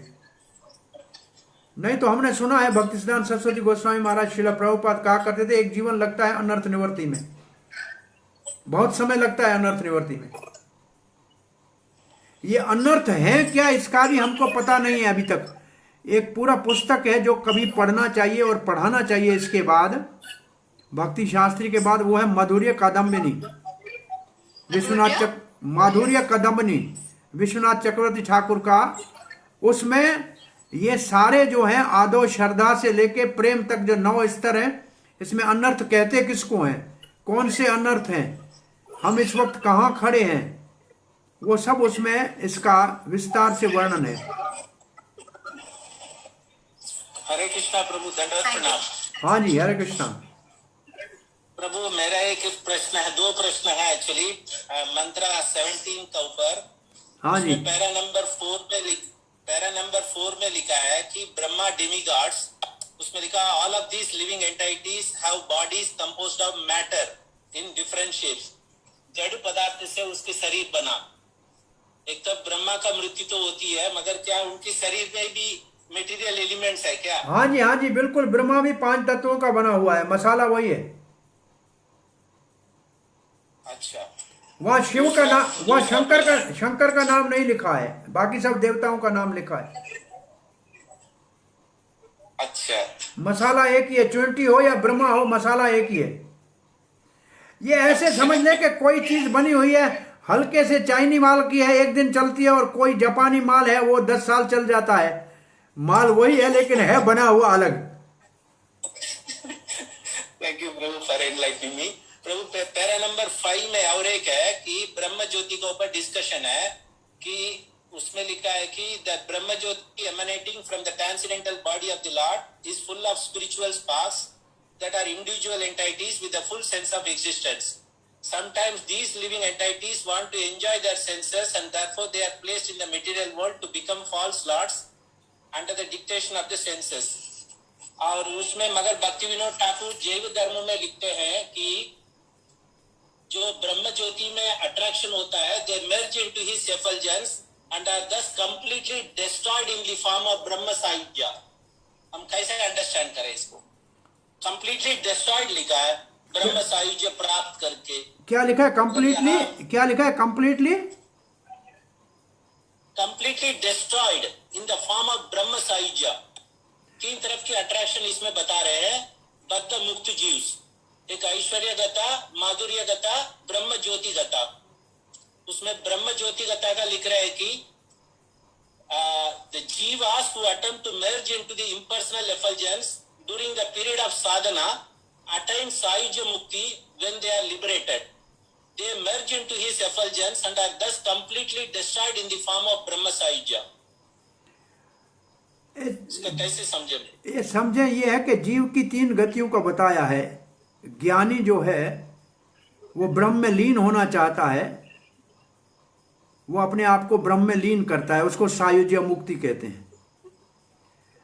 जो योगी आदि है अथवा कोई और साधन करता है वो वैकुंठ में जाता है ऐश्वर्य के भाव से, तो वैकुंठ में सारूप्य आदि मुक्ति मिलती है, सालोक्य, सारूप्य, सामीप्य। और जो प्रेमी भक्त है वो भगवान के धाम में जाके सेवा करता है। ये तो 3 गतियां हैं जीव की। और यहां लिखा हुआ है कि जो ब्रह्म तक पहुंचे वहां भी जीव अपने व्यक्तित्व को संभाल के रखता है और वहां भी इच्छा करके वो वापस भौतिक जगत में आ सकता है। इसका मतलब ब्रह्म, मैंने आपको पहले बताया 2 प्रकार के ज्ञानी हैं। एक ज्ञानी ऐसे हैं जिनके साथ भक्ति छोड़ देती है ब्रह्म तक पहुंचाकर, उनका पतन होता है क्योंकि उनकी भौतिक इच्छाएं रह जाती हैं, वो शुद्ध नहीं है। और दूसरे ज्ञानी हैं जिनको भक्ति नहीं छोड़ती है ब्रह्म के स्तर पे पहुंचकर, वो फिर वहां से आगे जाएंगे, अपने अस्तित्व को संभाल के मुक्ति प्राप्त कर सकते हैं। तो ब्रह्म ज्योति में जीव है, पहले तो बात प्रभुपाद लिखते हैं ब्रह्म ज्योति में जीव है। वो कौन से जीव हैं? वो जिसने ब्रह्म की प्राप्ति की है वो जीव है, वो ज्ञानी है। उनमें से कुछ गिर जाते हैं, कुछ गिरते नहीं है तो मुक्त हो जाते हैं। तो 2 वहां की उनकी गतियां हो गई। ब्रह्म ज्योति तक पहुंचने वाले जीवों की 2 गतियां हैं, वो नीचे गिर सकते हैं या वहीं रह सकते हैं ब्रह्मलीन होकर। इसका अर्थ यही है। कंप्लीटली डिस्ट्रॉयड ये मीनिंग लिखा है इसमें से। कंप्लीटली डिस्ट्रॉय, ये अंग्रेजी भाषा को छोड़िए, उसके ओरिजिनल में पढ़ेंगे। इसका मतलब है वो ब्रह्मलीन हो गया, मुक्त हो गया, वो अब वहीं रहेगा, वो ज्योति में प्रविष्ट रहेगा, वहां से नीचे नहीं आएगा। उसका अर्थ ये है उसको मुक्ति प्राप्त हो गई, सायुज्य। उसने अपना अस्तित्व समाप्त कर दिया, उसने ब्रह्म में अपने आप को विलीन कर दिया। उसने अपना जो स्वतंत्र, उसको जो इंडिपेंडेंट था कि मैं कुछ भी कर सकूं, उसने वो सब छोड़ दिया। अब ब्रह्म ज्योति में लीन हो गया। ये ज्ञानियों का लक्ष्य है। और सभी साधु मरते हैं, कहते हैं हम भी ब्रह्मलीन हो गए। अब गए कि नहीं गए पता नहीं।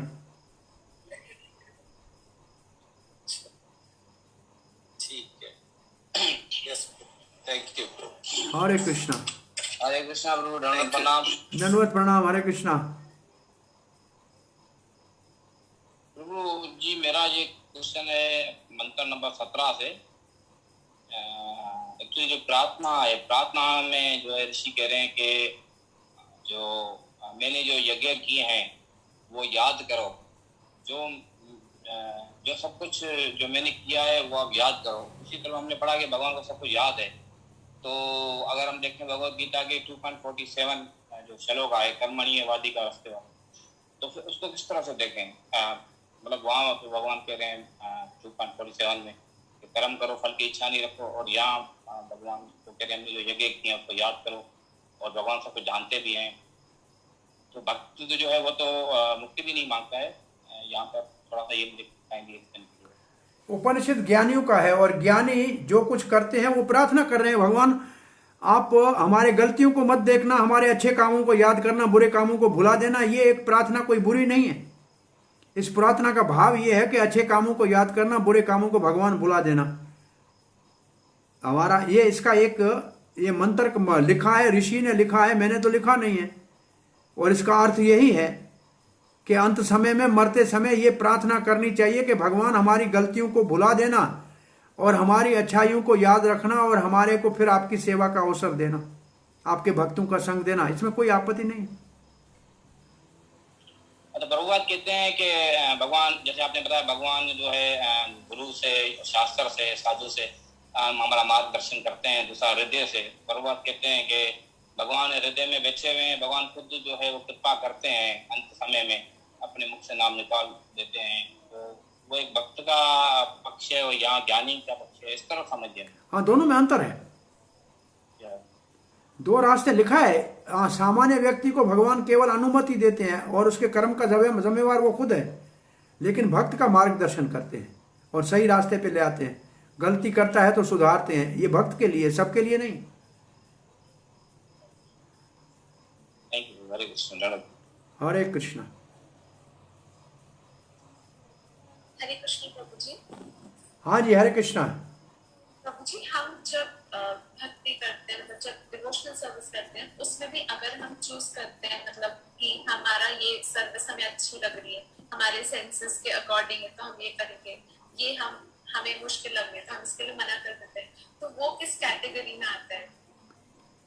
वो हम कर्म में आ सकते हैं, फल नहीं चाहिए, लेकिन कर्म तो है तो अभी आ सकते हैं। अकर्मी नहीं बने हैं पूरे। अकर्मी का मतलब भगवान ईश्वर अर्थ काम करना, कृष्ण की प्राप्ति के लिए, कृष्ण की प्रसन्नता के लिए काम करना, यह है अकर्म की परिभाषा। उसका वास्तव अर्थ यह है कि जिस कर्म का फल होता ही नहीं है, न अच्छा होता है न बुरा होता है, भोगना ही नहीं पड़ता है। अकर्म के अर्थ यह है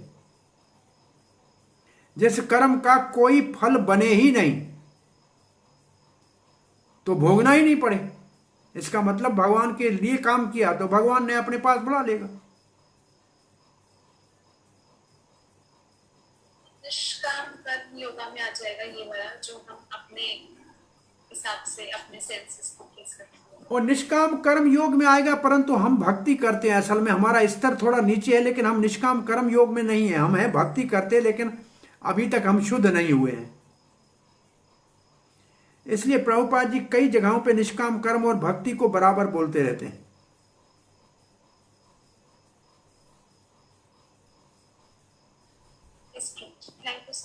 हरे कृष्ण। श्रील प्रभुपाद की जय।